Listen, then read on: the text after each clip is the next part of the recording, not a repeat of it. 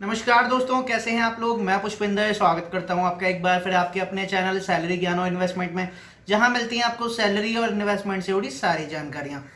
दोस्तों, आज हम बात करने वाले हैं लेटेस्ट खबर के बारे में, जो कि स्ट्रेटेजिक सेक्टर, जो हमारे पीएसयू में स्ट्रेटेजिक सेक्टर की नई डेफिनेशन आने वाली थी सेंट्रल गवर्नमेंट की तरफ से, उसके ऊपर कुछ न्यूज आई है, उसके ऊपर कुछ सूत्रों से खबर आई है। ऑल्दो ऑफिशियल नोटिफिकेशन या फिर ऑफिशियल रिलीज अभी तक गवर्नमेंट ने नहीं करी है अपनी साइट पर, लेकिन सूत्रों की खबर से ये सुनने में आया है कि स्ट्रेटेजिक सेक्टर की जो डेफिनेशन है उसमें 18 स्ट्रेटेजिक सेक्टर को जोड़ा गया है। जी हाँ दोस्तों, मैंने आपको अपनी पिछली वीडियो में बताया था कि गवर्नमेंट 16 स्ट्रेटेजिक सेक्टर बनाने वाली है, लेकिन अभी जो लेटेस्ट खबर आ रही है उसमें यह बताया जा रहा है कि गवर्नमेंट ने 18 सेक्टर्स को स्ट्रेटेजिक बनाने का जो डिसीजन है वो लिया है, और इन स्ट्रेटेजिक सेक्टर में मिनिमम 1 और मैक्सिमम 4 पीएसयू किसी एक सेक्टर में हो सकती है। तो दोस्तों, इसी न्यूज के बारे में मैं आज आपसे बात करने वाला हूं कि उन 18 स्ट्रेटेजिक सेक्टर में कौन कौन से सेक्टर आने वाले हैं, और मैं आपको एक्सपेक्टेड पीएसयू भी बताने वाला हूं कि कौन कौन सी पीएसयू है जो इन सेक्टर्स में रिटेन हो सकती है।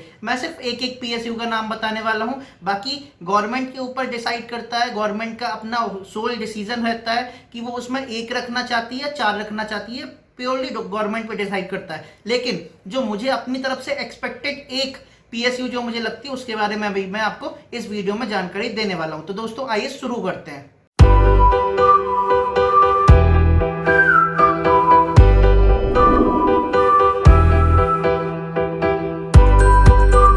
दोस्तों, सबसे पहली बात, 7 अगस्त को ये न्यूज आई है कि फाइनेंस मिनिस्टर ने एक प्रेस रिलीज में ये बोला है कि गवर्नमेंट ने जो ये स्ट्रेटेजिक सेक्टर का डिसीजन है, इस स्ट्रेटेजिक सेक्टर के डिसीजन को ले लिया है। दीपम ने इसको कैबिनेट की तरफ भेज दिया। अब ये जैसे ही कैबिनेट से अप्रूव हो जाएगा उसके बाद इसको प्रेस में रिलीज कर दिया जाएगा, उसके बाद हम सारे लोगों को ये जानकारी मिल जाएगी। लेकिन अभी तक जो सूत्रों से खबर आ रही है, जो सोर्सेज से खबर आ रही है, उसके बारे में ये बोला जा रहा है कि गवर्नमेंट ने 18 स्ट्रेटेजिक सेक्टर तो बनाए, लेकिन टोटल स्ट्रेटेजिक सेक्टर को 4 पार्ट में डिफाइन किया। जी हाँ दोस्तों, 4 मेजर क्लासिफिकेशन कर रखे हैं। उन 4 क्लासिफिकेशन में फिर 18 उन्होंने स्ट्रेटेजिक सेक्टर बना रखे हैं। तो अब ये पहले मैं आपको बताता हूं ये जो 4 मेजर क्लासिफिकेशन किए गए हैं ये कौन कौन से क्लासिफिकेशन है, आइए देखते हैं। नंबर वन में आता है माइनिंग एंड एक्सप्लोरेशन। जी हाँ दोस्तों, पहला जो मेन क्लासीफाई किया गया है जिसमें माइनिंग और एक्सप्लोरेशन को डाला गया है। इनमें कौन कौन सी पीएसयू आती हैं, वैसे अगर मैं हम जनरली बात करें तो नंबर 1 कोल इंडिया लिमिटेड आती है, नंबर 2 ओएनजीसी आती है। कोल इंडिया लिमिटेड माइनिंग से रिलेटेड काम करती है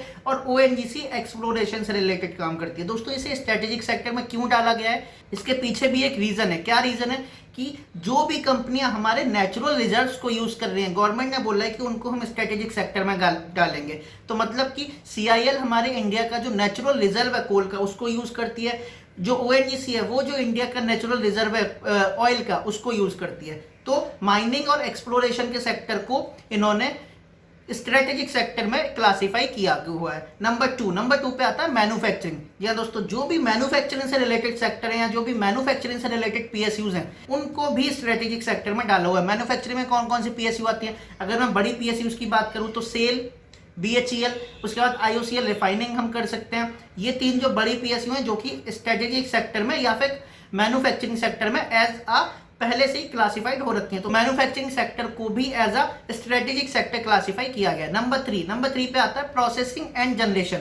जो भी कंपनियां या जो भी सेक्टर्स प्रोसेसिंग एंड जनरेशन का काम करते हैं उसको भी as a strategic sector classify government ने किया है। ठीक है, इसमें कौन कौन सी आती है, इसमें अगर मैं बात करूं तो पीजीसीआईएल, उसके बाद एनटीपीसी, उसके बाद मैं बात करूं शिप बिल्डिंग, ये प्रोसेसिंग एंड जनरेशन की पीएसयूज हैं। ठीक है, या प्रोसेसिंग एंड जनरेशन में काम करती हैं। नंबर 4 पे आती है सर्विस सेक्टर। सर्विस सेक्टर में कौन कौन सी पीएसयूज आती हैं, जैसे कि बैंकिंग हो गया, इंश्योरेंस वाली पीएसयूज हो गई, आईओसीएल की जो मार्केटिंग है वो हो गई, ये सारी सर्विस सेक्टर में आती हैं। ठीक है, तो ये थे सर्विस सेक्टर। तो दोस्तों, 4 मेजर क्लासिफिकेशन किए गए। इन 4 क्लासिफिकेशन में से अब 18 स्ट्रेटेजिक सेक्टर बनाए गए हैं। ठीक है, इन 4 में जो भी अलग अलग सेक्टर्स में काम करती हैं उनमें से 18 स्ट्रेटेजिक सेक्टर बनाए गए। तो मतलब 18 पीएसयू तो हमारे पास रहने ही वाली है। तो मोस्टली मुझे जो लगता है, ये ऐसी खबर भी आ रही है कि गवर्नमेंट ने सिर्फ 25 से 30 पीएसयू रखने का प्लान किया हुआ है। बाकी की सारी जो भी इन सेक्टर्स के अलावा जो भी नॉन स्ट्रेटेजिक सेक्टर में पीएसयू है उनका या तो डिसइन्वेस्टमेंट किया जाएगा या फिर उनको सेल किया जाएगा, मतलब उनका प्राइवेटाइजेशन किया जाएगा या फिर उनका स्ट्रेटेजिक डिसइन्वेस्टमेंट किया जाएगा। ये बिल्कुल पक्की बात हो चुकी है। तो अब हम बात करते हैं कि इन 18 स्ट्रेटेजिक सेक्टर में कौन कौन सी सेक्टर्स आते हैं। पहले हम उसके बारे में बात कर लेते हैं, ठीक है दोस्तों। उसके बारे में जानने से पहले मैं आपको एक चीज बताना चाहता हूं कि इनमें कौन कौन से सेक्टर्स नहीं आते हैं। मतलब कि गवर्नमेंट ने ये जो सारी जो पॉलिसी बना रही है गवर्नमेंट, ये सिर्फ पीएसयू से रिलेटेड बना रही है। जो भी पीएसयू के अदर सेक्टर्स हैं, जैसे कि रेलवे हो गया, एनएचएआई हो गया, AAI हो गया, उसके बाद मेजर पोर्ट ट्रस्ट हो गए, उसके बाद पोस्टल सर्विस हो गई, ये सारों को इन स्ट्रेटेजिक सेक्टर से बाहर रखा गया है। बाहर रखा गया है इसका मतलब क्या है? बाहर रखा गया है मतलब स्ट्रेटेजिक सेक्टर में ये जो सेक्टर मैंने अभी आपको बताए हैं ये इनमें नहीं आते हैं। ये अलग से इनके लिए कुछ पॉलिसी बनाई जाएगी, ठीक है। इनमें कितना प्राइवेटाइजेशन करना है, कितना गवर्नमेंट को अपने पास रखना है, ये सारी इनमें अपने अलग से बनाई जाएगी, ठीक है। उसके बाद दूसरी बात जो फाइनेंस मिनिस्टर ने बोली और जो सोर्सेज से आ रही है कि जितनी भी पीएसयू का डिसइन्वेस्टमेंट या प्राइवेटाइजेशन गवर्नमेंट की लिस्ट से अप्रूव हो चुका है, कैबिनेट ने अप्रूव कर दिया है, उनके ऊपर ये जो पॉलिसी है वो लागू नहीं होगी। मतलब जिनकी प्रोसेस गवर्नमेंट ने स्टार्ट कर दी है, जैसे कि बीपीसीएल, एयर इंडिया, और जो मैंने आपको 23 पीएसयू की लिस्ट बताई थी पिछले वीडियोस में कि ये सारी कंपनियां प्राइवेटाइजेशन की तरफ जाने वाली हैं, तो उनके ऊपर ये जो स्ट्रेटेजी है, उनके ऊपर ये जो पॉलिसी है, ये लागू नहीं होगी। मतलब वो तो प्राइवेट होने ही वाली है, मतलब उनको रोकने का कोई भी तरीका नहीं है। लेकिन अब जो नई पीएसयू है, अब जो नई जो पॉलिसी बनी है, उसके प्रकार से अब ये डिफाइन किया जाएगा कि कौन कौन सी गवर्नमेंट को अपने पास रखनी है और कौन कौन सी उसको नहीं रखनी है। तो ये उनके ऊपर लागू होगा, पुराने वाले पर लागू नहीं होगा, ठीक है। अब हम बात कर लेते हैं कि 18 स्ट्रेटेजिक सेक्टर में आते कौन कौन से हैं। दोस्तों आपको साइड में दिख भी रहा होगा, मैं भी आपको एक एक करके बताता चलता हूँ। नंबर 1 पे जो सेक्टर स्ट्रेटेजिक सेक्टर में आता है वो है बैंकिंग। जी हाँ दोस्तों, बैंकिंग में जो 6 मर्ज बैंक हो चुके हैं ऑलरेडी, वो तो रिटेन रहेंगे, लेकिन जो बाकी के 6 बैंक बचे हुए हैं उनके ऊपर अभी कोई बात नहीं करूंगा। मैं यहाँ पे सिर्फ एक एक बताने वाला हूँ एक्सपेक्टेड, ये जो मेरी तरफ से एक्सपेक्टेड मुझे लग रहा है वो बताने वाला हूँ कि गवर्नमेंट किस किस में रिटेन करने वाली है। तो बैंकिंग में जो 6 मर्ज बैंक है उनमें गवर्नमेंट अपना परसेंटेज या गवर्नमेंट उनको डिसइन्वेस्टमेंट नहीं करने वाली है, वो अभी भी गवर्नमेंट रहने वाले हैं। नंबर 2 इंश्योरेंस, इंश्योरेंस में LIC रहेगी। नंबर 3 फर्टिलाइजर्स, फर्टिलाइजर्स में एक कंपनी इंडिया में काम करती है, fertiliser corporation of India limited, उसको मुझे एक्सपेक्टेड लग रहा है कि वो पीएसयू इसमें रहेगी। Number 4 power transmission, power transmission में अगर मैं कहूं तो PGCIL, power grid corporation of India limited and POSOCO.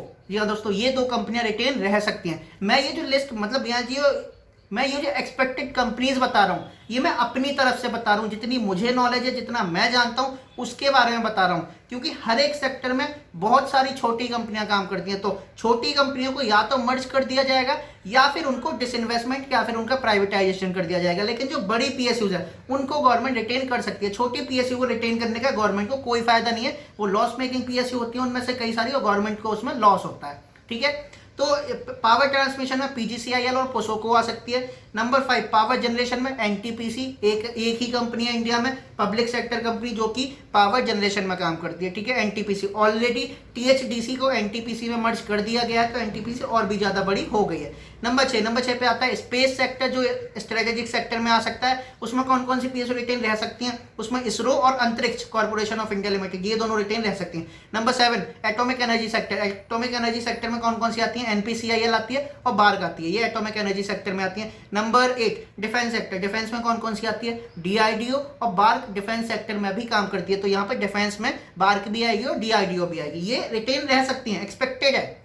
Number 9 coal, coal sector को एज ए स्ट्रेटेजिक सेक्टर रखा गया है, यहाँ पे CIL आ सकती है। अब CIL की जो सब्सिडरी हैं, CIL की 8 सब्सिडरी हैं, उनमें से कितनी रहेंगी कितनी नहीं रहेंगी इसके बारे में मैं नहीं बात करने वाला हूँ, लेकिन जो कोल इंडिया लिमिटेड है वो यहाँ पे रिटेन रह सकती है। ऑल्दो उसका डिसइन्वेस्टमेंट किया है गवर्नमेंट ने, कुछ ब्लॉक्स PPP मॉडल पे प्राइवेट प्लेस को दिए, लेकिन गवर्नमेंट इसको अपने पास रखेगी, CIL का पूरी तरह से प्राइवेटाइजेशन नहीं करेगी। दोस्तों अब हम बात करते हैं 10 नंबर पे पेट्रोलियम रिफाइनिंग एंड मार्केटिंग, इसको भी स्ट्रेटेजिक सेक्टर में डाला गया है। यहाँ पे सिर्फ IOCL ही एक कंपनी है गवर्नमेंट के पास अभी, क्योंकि BPCL ऑलरेडी प्राइवेटाइजेशन की लिस्ट में आ चुकी है, तो उसके ऊपर तो ये पॉलिसी लागू होनी नहीं है। और HPCL को ऑलरेडी ONGC ने कंसीडर कर लिया है, ONGC ने टेक ओवर कर लिया है, तो वो भी गई। तो कंपनी तो गवर्नमेंट के पास बचती है अब सिर्फ एक कंपनी, जो कि IOCL की, तो यहाँ पे IOCL रिटेन हो सकती है। नंबर 11 पे क्रूड ऑयल एंड गैस। दोस्तों क्रूड ऑयल एंड गैस में जो हमारी मेजर कंपनी काम करती है वो ONGC है, ऑयल इंडिया लिमिटेड है।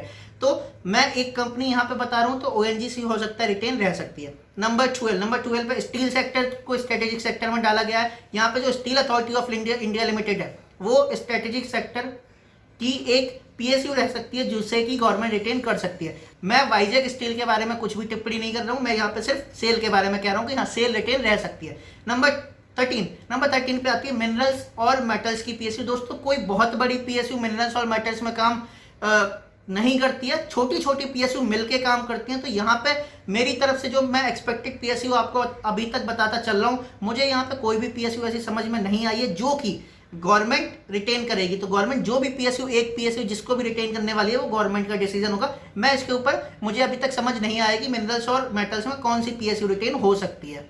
नंबर 14 पे शिप बिल्डिंग भी स्ट्रेटेजिक सेक्टर में आने वाला है, इसके ऊपर भी मुझे नहीं पता है कि कौन सी पीएसयू रिटेन रहेगी। और नंबर 15 है टेलीकम्युनिकेशन एंड आईटी। या दोस्तों ये जो सोर्सेज से खबर आई है इसमें ये 15 सेक्टर तो बिल्कुल डिफाइन कर दिए गए हैं कि हाँ भाई ये आ सकते हैं स्ट्रेटेजिक सेक्टर में, और मुझे भी लगता है कि यही स्ट्रेटेजिक सेक्टर है, यही आने चाहिए। लेकिन जो बाकी के बचे हुए 3 कॉलम है 16, 17, 18, उनमें कौन कौन सी पीएसयू आ सकती है, उनमें कौन कौन से सेक्टर आ सकते हैं, उसके बारे में अभी मुझे जानकारी नहीं है। तो दोस्तों ये थी आज के वीडियो की सारी जानकारी। आई होप आपको जानकारी पसंद आई होगी। अगर आप मुझसे कुछ क्वेश्चन पूछना चाहते हैं तो मुझे नीचे कमेंट करके पूछ सकते हैं, या फिर मुझे इंस्टाग्राम पे फॉलो करके आप मुझे क्वेश्चन पूछ सकते हैं वहां पे, ठीक है। तो दोस्तों ये थी मेरी तरफ से सारी जानकारी आज के लिए। एक बार फिर बताना चाहता हूँ ये खबर ऑफिशियल अभी नहीं है, सोर्सेज से खबर आई है। सोर्सेज की खबर पर मैं भी पूरा भरोसा नहीं करता हूँ, लेकिन 70 to 80% भरोसा करता हूँ। तो 70 to 80% तो यही सेक्टर्स आने वाले हैं। इसके अलावा गवर्नमेंट जब अपनी पूरी लिस्ट निकाल देगी तो उसके बाद मैं फिर से वीडियो बनाऊंगा जिसमें कि आपको मैं ऑफिशियली बताऊंगा कि कौन कौन से सेक्टर स्ट्रेटेजिक सेक्टर में आए हैं। तो दोस्तों ये थी मेरी तरफ से आज के लिए जानकारी। आगे फिर मिलेंगे एक नए वीडियो में एक नई नॉलेज के साथ। तब तक के लिए बी हैप्पी, बी मोटिवेटेड। नमस्ते।